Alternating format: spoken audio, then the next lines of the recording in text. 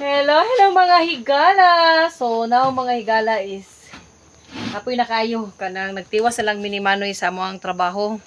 So karon is ang amo nagtao na gyud mi sa amo ang kuan sa amo ang tarpaulin. Butangan na namo pangalan sa amo ang kuan sa amo ang hideout place. So nagtrabaho na si Manoy. So yan ang gikuan, yan ang gisukdan. Isulod noy. Tungtong mo noy. Naghulat. So nagkuan na siya, layout na siya sa kuan. Nag-layout sa noy, nag-frame. Pauli naman ng tami ba niya. Ala. Nasandi ka na. Uy, basig ako ay mauna.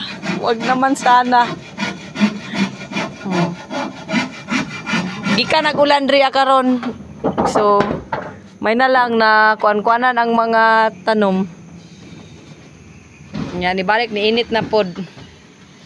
So, update sa mo ang White House. Napurma na yun siya. Naana siya ay bungbong. Naana siya ay kwarto. Natay. So, daghan na kay booking ani. Kana, oh, so nabutangan na siya og portahan pero wala pa lock. Di ba siya totally nga wala pa siya totally nga nahuman. Napurma na siya.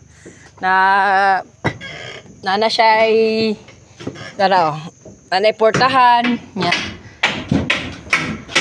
Kana, kulangan pa rin daghan pagkulangan ni pero kuan mamanhuman na ni puhon sunod bulan mahuman na pud ni. O na siya kwarto. Wala pa siya higdanan. So karon itaod na namo ni amo ang tarpaulin. So gitaod na ni Manoy ang kuan si tawag ani ang Gelden's Hideout Place, private and exclusive.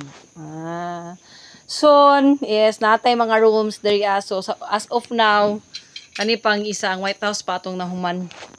So dili pa ni siya functional kay sa kwarta pa ni siya mahuman. Nice kayo. Before kung natay Gelden's Inland Resort karon hideout place na ta. Dili niyo dalo ninyong mga tinaguan i-hide out. Okay kayo noy? Okay kayo. So itaod na niya karon.